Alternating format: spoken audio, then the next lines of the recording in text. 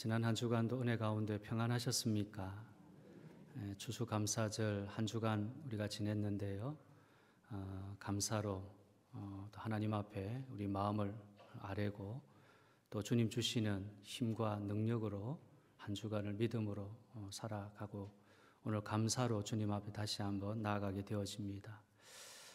우리가 드리는 한 시간의 예배지만 우리 인생의 가장 귀하고 복된 예배인 줄 알고 마음과 뜻과 정성을 다하여 영광의 하나님을 만날 수 있는 복된 시간 되어지기를 주님의 이름으로 축복합니다. 아멘. 자, 우리 옆에 있는 분들 앞뒤로 한번 인사 나누십시다. 예수님 만나십시다. 예수님 만나십시다. 축복합니다. 감사합니다. 예, 사랑합니다. 예. 오늘부터 대림절이 시작됩니다. 대림절은 오심, 도착이라는 의미를 가진 라틴어 에드벤투스라 해서 유래된 말입니다. 그래서 대림절은 예수 그리스도의 오심을 기대하며 준비하는 4주간을 의미합니다. 오늘은 예수님이 이 땅에 오신 것이 왜 우리들에게 희망이 되는지에 대한 말씀을 나누려고 합니다. 여러분, 우리가 이 세상에서 희망을 찾기 전에 먼저 알아야 할 것이 있습니다. 그것은 예수님 없는 사람은 절망적이라는 것입니다. 예수님이 땅에 오시기 전 이스라엘은 오랫동안 희망을 찾았습니다. 그러나 모든 상황은 점점 더 절망을 향하고 있었습니다. 로마 제국은 권력이 더욱 강력해졌고 그에 따라 이스라엘 백성들의 자유에 대한 절망은 더 커져만 갔습니다. 마치 하나님이 버리신 것처럼 400년 동안 이스라엘의 말씀을 전해주는 선지자가 없었습니다. 이스라엘 백성은 민족을 구원할 메시아가 오실 것이라고 하는 이 희망의 불씨가 꺼져가고 있었습니다. 여러분, 오랜 기다림은 사람을 절망하게 합니다. 그래서 데빗 에크먼은요, 기다림이 세상에서 가장 힘든 일이다라고 말을 했습니다. 그러나 이처럼 오랜 기다림 속에서도 메시아를 기다린 사람들이 있었습니다. 하나님은 절망의 순간 속에서도 믿음으로 기다리는 사람들에게 희망의 메시지를 전해 주었습니다. 누가복음 2장 25절입니다. 예루살렘에 시몬이라는 사람이 있으니 이 사람은 어렵고 경건하여 이스라엘의 위로를 기다리는 자라. 성령이 그 위에 계시더라. 시몬은 그토록 기다렸던 이스라엘의 위로자 예수 그리스도를 품에 안을 수 있는 복을 받았습니다. 이러한 절망의 순간에 메시아를 만난 시므온은 희망의 감격을 가질 수 있었습니다.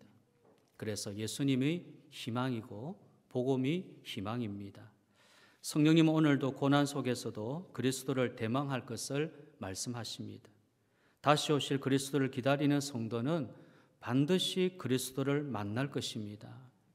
이번 성탄절에 주의 오심을 갈망하는 성도들이 예수님을 깊이 만나는 복이 있기를 바랍니다. 지금 세상은 절망할 수밖에 없는 상황입니다. 참혹한 전쟁과 테러의 위협과 전 세계적인 감염병과 기후변화, 그리고 오래된 경제적 침체가 사람들을 절망하게 만들고 있습니다.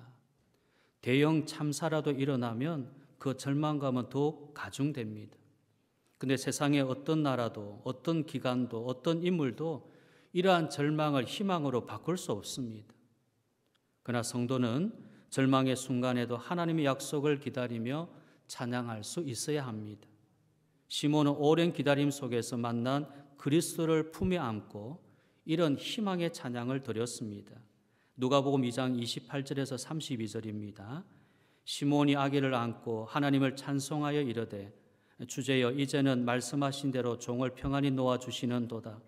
내 눈이 주의 구원을 보았사오니 이는 만민 앞에 예비하신 것이요 이방을 비추는 빛이요 주의 백성 이스라엘의 영광이니이다. 시몬이 부른 이 감동의 찬송이 예루살렘에 울려 퍼졌습니다. 아기 예수는 이방을 비추는 빛이요 주의 백성 이스라엘의 영광입니다. 이것이 성탄절을 기다리는 성도의 찬양이 되어야 합니다. 예수를 기다리는 사람은 절망 속에서도 희망, 찬양을 할 수 있어야 합니다. 그래서 매트 챈들러 목사님은요, 복음의 묘미는 하나님이 일으키시는 반전이다라고 말했습니다. 지금 혹고난의 길을 걷고 있는 성도가 있습니까? 이해할 수 없는 환란의 긴 터널을 지나가는 성도가 있습니까? 그 절망 속에 반전을 일으키시는 하나님의 복음, 예수님을 대망하시기를 바랍니다. 그러면 우리가 대망할 예수님께서 이 세상에 어떤 분으로 오셨습니까? 기초적인 말씀이지만 가장 중요한 말씀입니다. 첫째는요, 예수님은 인간으로 오셨으나 죄가 없으신 분입니다. 기묘자 예수. 우리 한번 따라합시다. 기묘자 예수. 그렇습니다. 예수님은 동정녀의 몸에서 성령으로 잉태되어 탄생하셨습니다. 동정녀의 탄생, 성령의 잉태는 모두 예수님이 죄가 없으신 분이라는 것을 증명합니다.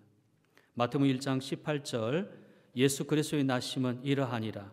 그의 어머니 마리아가 요셉과 약혼하고 동거하기 전에 성령으로 잉태된 것이 나타났더니, 예수님은 성령으로 잉태되셨기에 원죄 없이 태어나신 분입니다. 죄가 없이 태어났기에 모든 죄를 사하실 수 있는 자격을 가지신 분입니다. 이 성육신의 신비는 과학적으로 따질 일이 아니라 믿음으로 받아야 합니다. 믿음이 없는 사람들은 동정녀 탄생이 비과학적이고 비이성적이라서 믿을 수 없다라고 말합니다. 그러나 성령의 역사로 이루어진 창조주의 신비스러운 탄생을 인간은 이해할 수도 증명할 수도 없습니다. 우리들은 그 높으신 하나님이 행하신 일을 믿음으로 높이 받아들일 뿐입니다. 이것이 신자의 도리입니다. 그리고 성경은 마리아가 요셉과 약혼하고 동거하기 전에 잉태된 사실을 말씀했습니다. 또한 19절에 보면 요셉은 어려운 사람이었기에 이 신비로운 잉태 사건을 알고도 조용히 문제를 해결하려고 했습니다. 또한 예수님의 동정녀 탄생은 성령의 역사로 이루어진 일이었습니다.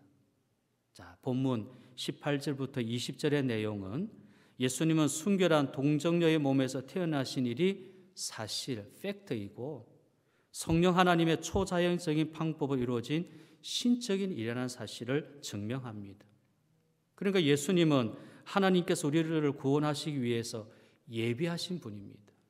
히브리서 10장 5절입니다. 그러므로 주께서 세상에 임하실 때에 이르시되 하나님이 제사와 예물을 원하지 아니하시고 오직 나를 위하여 한 몸을 예비하셨도다. 주께서 세상에 임하실 때에 한 몸을 예비하셨다. 예수님은 우리를 구원하기 위해서 하나님이 예비하신 분이시고, 그리고 때가 되어 동정녀의 몸에서 태어나셨습니다. 갈라디아서 4장 4절입니다. 때가 차매 하나님이 그 아들을 보내사 여자에게서 나게 하시고. 그러므로 우리들은 예수님이 거룩하신 하나님이시면서 동시에 순결한 사람으로 탄생하셨다는 것을 믿음으로 받아들인 자들입니다. 여러분, 예수님이 이렇게 동정녀의 몸에 태어나신 이유가 무엇입니까? 죄 없으신 분이 태어나셔서 우리들의 모든 죄를 속량하기 위해서입니다. 죄인이 죄인을 용서할 수 없고 죄가 죄를 사할 수가 없는 것입니다. 그래서 예수님이 죄 없으신 분으로 이 땅에 오셨습니다. 갈라디아서 4장 5절에서 7절입니다. 율법 아래 있는 자들을 속량하시고 우리로 아들의 명분을 얻게 하려 하심이라. 너희가 아들이므로 하나님이 그 아들의 영을 우리 마음 가운데 보내사 아빠 아버지라 부르게 하셨느니라. 그러므로 내가 이후로는 종이 아니요 아들이니 아들이면 하나님으로 말미암아 유업을 받을 자니라. 아멘. 예수님은 우리들의 죄를 다 사해 주실 뿐만 아니라 하나님의 자녀가 되어 모든 자녀의 상속을 다 받아 누리게 하셨습니다. 우리가 기다리는 예수님은 우리가 억만 죄악에서 구원받도록 하셨고 하나님의 자녀의 상속을 받도록 하신 분이십니다. 그래서 우리는 시몬의 창가를 부르고 대림절을 기쁨과 감격으로 보내야 됩니다. 더 나아가 우리는 예수님의 동정녀 탄생으로 태어나신 기묘자 되심을 찬양해야 됩니다. 이사야 9장 6절에 이는 한 아기가 우리에게 낳고 한 아들을 우리에게 주신 바 되었는데 그의 어깨에는 정사를 메었고 그의 이름은 기묘자라. 그의 이름은 기묘자라. 예수님은 아기로 우리에게 오셨고 그분은 놀라운 하나님, 기묘한 이름을 가지신 하나님이십니다. 그래서 우리는 대림절에 예수님의 놀라운 이름을 찬양해야 됩니다. 그리고 규모자이신 예수님께서 우리 교회와 가정과 나라를 능력으로 지키실 것을 믿음으로 대망해야 됩니다. 자, 두 번째는요, 예수는 우리를 죄에서 구원하신 분이십니다. 구원자 예수. 따라 하십시다. 구원자 예수. 예, 구원자 예수. 레디터 앤드류스 3세는요, 이런 말을 했습니다. 전적 타락은 인간의 보편적인 상태이고 전적 무능은 그 결과다. 자비로운 하나님이 직접 개입하지 않으시면 인간은 스스로 궁지에서 빠져나올 수 없다. 빠져나올 수 없다. 자, 오늘 본문 1장 21절에 보면요, 아들을 낳으리니 이름을 예수라라. 이는 그가 자기 백성을 그들의 죄에서 구원할 자이심이라 하니라. 성탄절의 주인공의 이름은 예수입니다. 그것은 자기 백성을 그들의 죄에서 구원할 자라고 하는 의미입니다. 하나님이 우리 인생에 기입하셔서 보내신 위대한 분은 구주 예수 그리스도이십니다. 만일 예수님이 오셔서 우리의 죄를 사해 주지 않으셨다면 우리는 불행한 인생의 종말을 맞아야만 합니다. 그가 찔림은 우리의 허물 때문이요, 그가 상함은 우리의 죄악 때문이라. 그가 징계를 받음으로 우리는 평화를 누리고 그가 채찍에 맞음으로 우리는 나음을 받았도다. 여기 우리가 기뻐하는 성탄절은 실상 예수님에겐 고난의 시작입니다. 그런데 이것이 우리들의 복음이며 희망입니다. 예수 그리스도께서 주시는 이 생명이 우리들의 희망입니다. 그래서 성경을 보면 예수님 만난 사람은 언제나 희망을 발견했습니다. 눈먼 자에게 희망의 빛을 선물하신 예수님이십니다.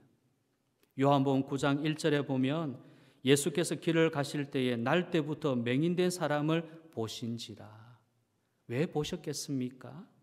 예수님이 그를 고치시면서 내가 세상에 있는 동안에는 세상의 빛이로라라고 말씀하셨습니다.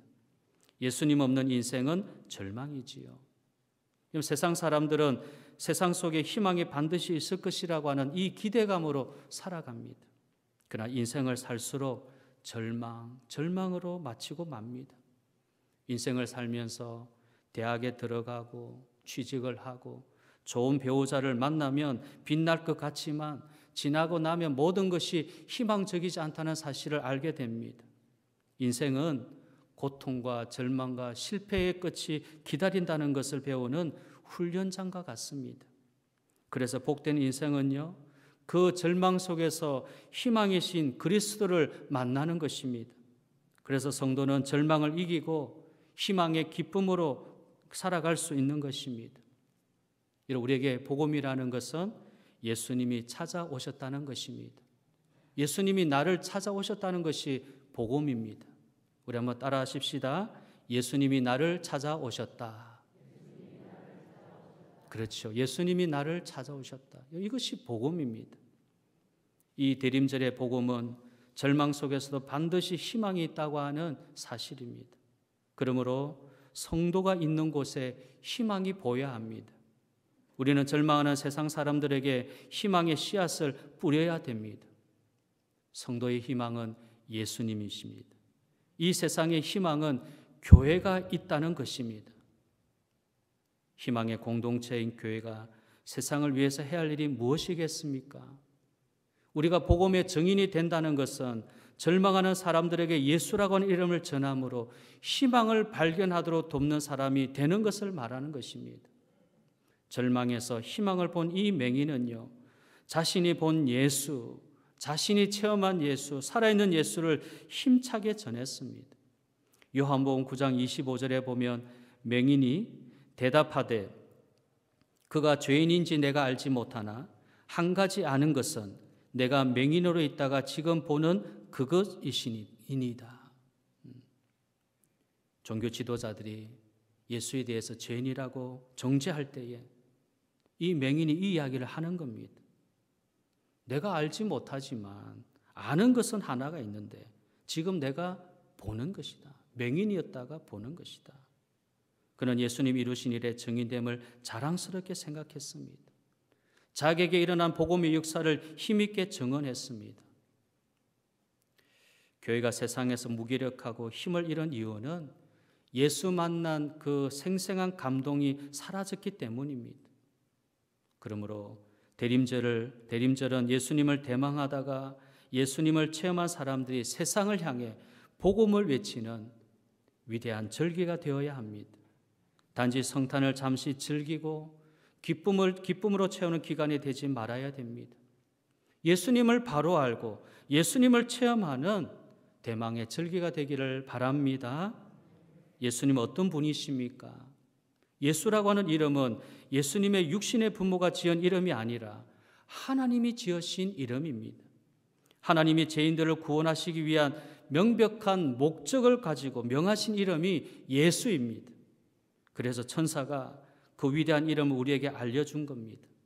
그 이름은요, 한 인간의 이름을 말하는 것이 아니라 그것은 하나님이 우리를 얼마나 사랑하는지를 알려주는 이름입니다. 예수는 하나님과 아주 긴밀한 관계를 말해주는 이름입니다. 예수는 인간을 구원할 유일한 이름입니다. 예수는 모든 인생의 문제를 해결해 주는 유일한 이름입니다. 그래서 예수라는 이름은요, 우리에게 차선이 아니라 최선이고 또한 가장 고상한 이름입니다. 오늘 최선과 가장 고상한 이름 되신 예수님, 그 예수님이 우리의 가정과 우리의 심령과 우리의 자녀들에게 다시 한번 주인 되시는 역사가 있기를 바랍니다. 세 번째로 예수는 우리와 함께 하시는 하나님입니다. 임마누엘 예수, 임마누엘 예수. 예수님의 위대한 이름이 오늘 본문 23절에 기록되어 있는데요. 보라, 처녀가 잉태하여 아들을 낳을 것이요 그의 이름은 임마누엘이라 하리라 하셨으니 이를 번역한즉 하나님이 우리와 함께 계시다 함이라. 예수님은 임마누엘이십니다. 그 뜻은 하나님이 우리와 함께 계시다고 하는 의미입니다. 예수님이 이 땅에 오신 이유는 하나님이 우리와 언제나 함께 하시는 분이라는 것을 알려주시기 위해서입니다. 그러므로 임마누엘 예수님은 육신으로 이 땅에 오셔서 우리와 함께 하시는 하나님을 분명하게 보여주셨습니다. 하나님이 우리와 함께 하시는 것은 단지 상상 속의 일이거나 명상의 일이거나 추상적이거나 종교적인 것을 말하는 것이 아닙니다. 하나님이 함께 하시는 임마누엘 예수님은 믿음의 실제를 말씀하신 것입니다. 우리가 믿는 것이 실제한다는 것을 뜻하는 것입니다. 히브리서 11장 1절 2절입니다. 믿음은 바라는 것들의 실상이요 보이지 않는 것들의 증거니 선진들이 이로써 증거를 얻었느니라. 우리 믿음이 실제한다는 겁니다. 왜? 예수님은 실제하신 분이시니까. 임마누엘 예수님은 실제 역사 속에 임재하시고 오신 분이시니까 예수님 믿는 우리의 믿음도 실제한 것입니다. 그렇습니다. 임마누엘 예수님의 신앙은 위대하신 창조주 하나님이 실제로 우리의 아버지가 되셔서 돌보시고 지키시고 동행하신다는 것을 알려줍니다. 예수님이 육신을 이 땅에 나타나신 것은 하나님이 우리들과 함께 하시는 분이라는 것을 증거합니다. 곧 예수님의 성육신은 하나님이 우리와 함께 하심을 말합니다. 여기 함께라고 하는 말은요, 헬라어의 의미가 접착제로 붙어 있는 것, 접착제로 붙어 있는 것, 또는 못이 단단히 박혀 뗄 수 없이 붙어 있는 긴밀한 관계를 말할 때 함께라고 하는 단어를 사용했습니다. 예수님 땅에 오셔서요, 하나님 우리와 함께 하시는 것뿐만 아니라 하나님이 우리들의 아버지 되심을 확정해 주셨습니다.